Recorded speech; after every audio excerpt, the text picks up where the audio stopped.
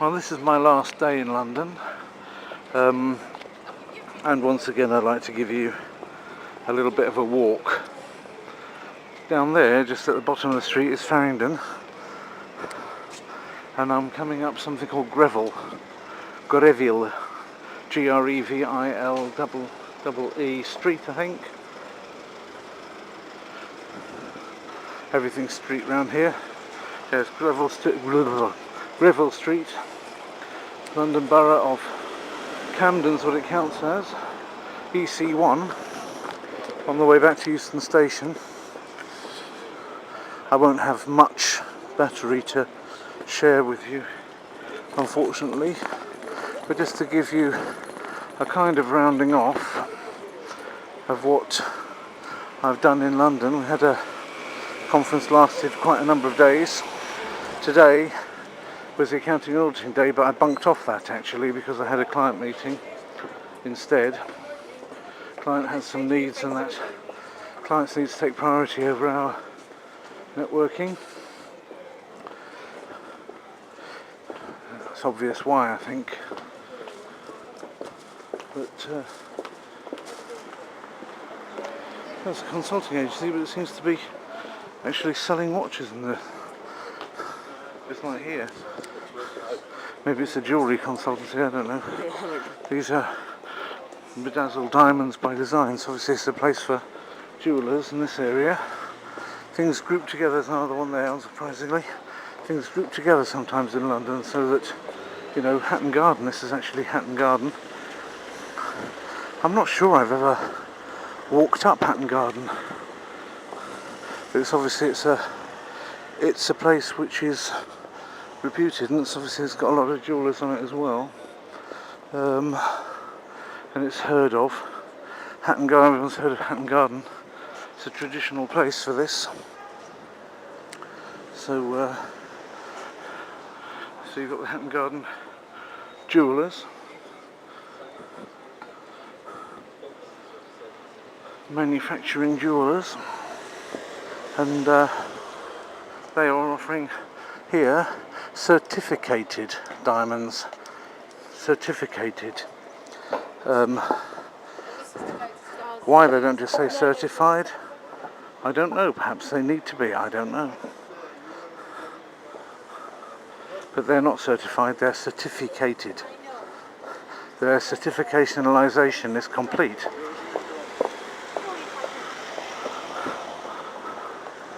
There's the Ace of Diamonds. So certainly, if you want to be surrounded by lots of minerals, this is the street to walk up in London, Hatton Garden.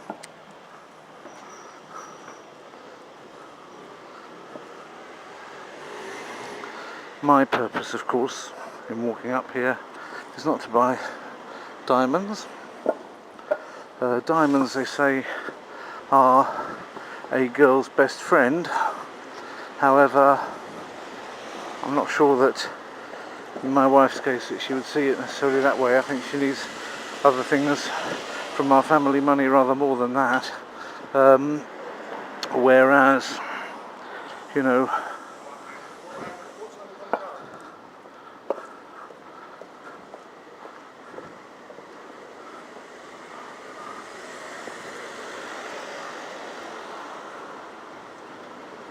what I actually want, they say that diamonds are forever, and I don't expect to live forever, so obviously it's not for me, but in order to live a little bit longer, what I actually want is to get rid of Mr. Tum Tum here.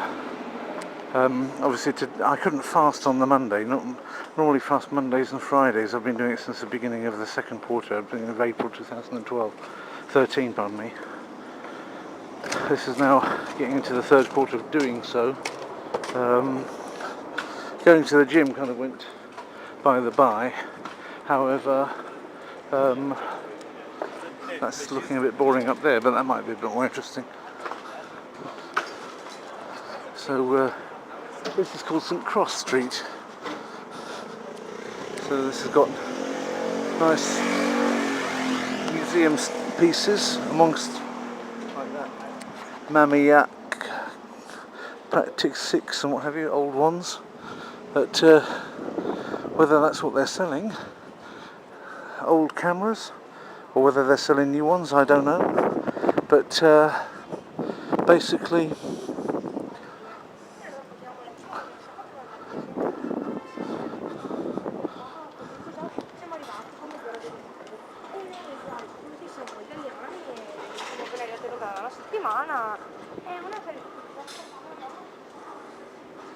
and now we've got Leather Lane. It's amazing. Like I was saying, fasting. I'm fasting today because I didn't want to do it on Monday because of the conference. I usually like Mondays and Fridays, but Monday was the conference day. I didn't want to do it, and I did for quite a few days. I really felt like doing it today when I woke up, but by now, and it's 2:30 in the afternoon now. Is it 2:30? Or 20 to 3. I'm getting to the point where I don't really feel like it. I'm now torn between spending longer walking now and spending shorter time walking now, but getting a better commute, getting to the station, getting on it before the commuters are in force. And of course the last train that you get, the very last train before the commuters go, is also full, because it's full of people that have got off-peak tickets and wanted to make the most of it. Whereas if I get on the one which is before the last train before the peak, then I expect I'll definitely have a seat, and also the seat next to me probably will be available for me to spread out onto with my bag and my rather large rump. So that's a good reason for getting there quicker. Of course, the reason for getting this not so quick is if I can walk and see something and film something nice on the way. But here on Leather Lane we've got a market, that's always something nice to see. But what's also of interest is of course the fact that you know, those apples do look nice. I'm walking next to food the whole time. The smells are really very delicious. People say that English food isn't nice, but I have to admit that maybe it's just because I've been brought up on it, but I do find that the smell of a nice pie and chips or fish and chips when you're walking past places, it beats Subway, that's for sure, and other things like that. And of course there's the pie minister, the Ministry of Pies. Oh no, the Ministry of Pie. I'm actually walking past the very centre of governance of the pie industry, the pie ministry, and I'm on a fast. So this attests to the fact that I've walked on, I suppose. That's got to be strength of will. Pies are the thing. And now we're coming on to Clerkenwell Road. Maybe that will be lovely egg and chips and tomato sauce all in one smell. But if you don't have some discipline, you'll never get healthier. And that's, you know, diamonds are forever. I'm not forever, but I'd like to be for a little bit longer. Some interesting antique bird cages, which might be objects of decoration in their own right. Although I don't think that having a bird like this inside of one of them would be a very good idea, really. They need to be free. How's a cat going to eat? Well, actually, cats can get them very easily in cages. I had that happen to me one time. Kung Food. Nice pun there. So we go up Clerkenwell Road.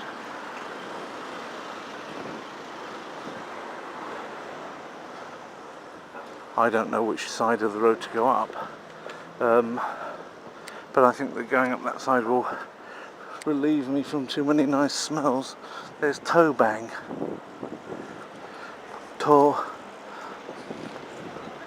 Bang. With a Hangul on, Korean restaurant. Probably very nice, but I can't find out.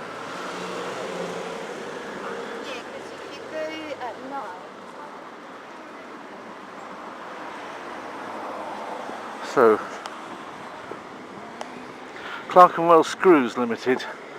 You see, you've got to be very careful how you use the word screw in English, because it has more than one meaning. here screws, bolts and nuts, it gives you the context. It probably means the screws which are like shurubi, you know, the bits of metal with a thread going down the outside in a helix, enabling the twisting in. Some friction happens and it pushes the pointed end into wood or other objects that are softer than metal, and then the thread then holds it in place. So it's a mainstay of holding two things together, like maybe two pieces of metal together with the thread inside done in the reverse order, or wood, a piece of wood together with another piece of wood. That's one meaning of the word screw. And then another meaning of the word screw is a slang meaning, which is not very complimentary. Maybe you know it. Yes, that's right. It means a prison officer. A screw is the word a prisoner uses to talk about a warden or an officer performing his custodial duties in a prison. So if you didn't know that meaning of the word screw, you now do. So if you hear somebody saying screw you, it probably means that they think that you are a prison officer. Although in that context there is of course another meaning of to screw somebody. If you say I was screwed, it means probably that somebody charged you too much or conned you out of money.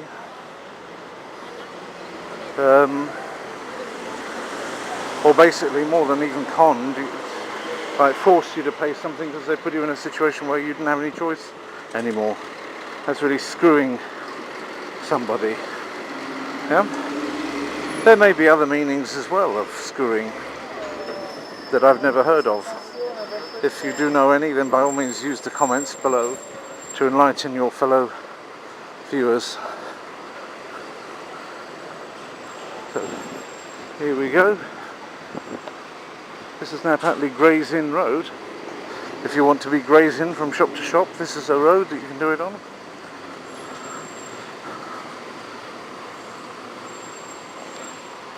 This is a speech school in London called the Pronunciation Studio.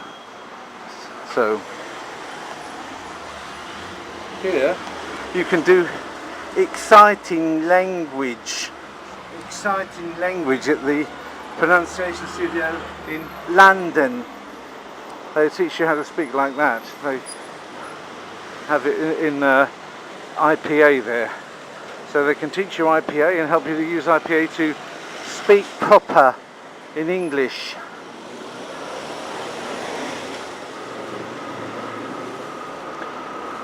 They'll make your consonants like nice and crisp.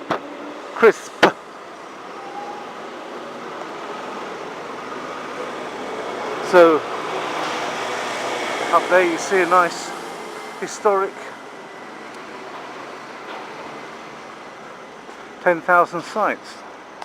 It's obviously not that historic. Obviously they must have had the internet in those days if they had 10,000 sites. Stratford, Gillette. I seem to see the word Gillette is up there on the side, painted on the side of the building, but then washed out. Whether it was washed out specially and not washed out to the end, or whether it's just a leftover from the rain, I just don't know. But it's nice to see it there, that they didn't put some new modern advert over it but left the old one there faded. That was nice of them to do that.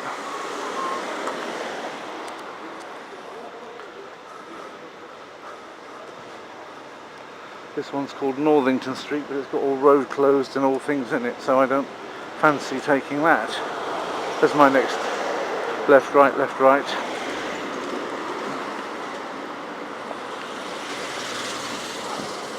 I haven't been really concerned at getting everything during this visit because there's so many things that I've done before in Britain with the filming. It's conceivable that I might even come to the end of doing this kind of content for the channel. It's an easy content to do. You're walking anyway and you want some you feel like saying something to the world, and you can do it, and then later on you make the film up. It happens quite fast, and enjoy the thing again, and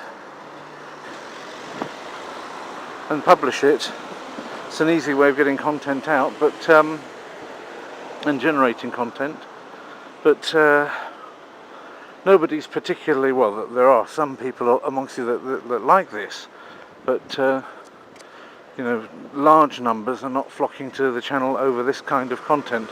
So in some case I have to start to go back to the talking head format again, which seems to have driven much more of the early subscriber base, and going forward as well, things like the Hooliganov lessons and what have you.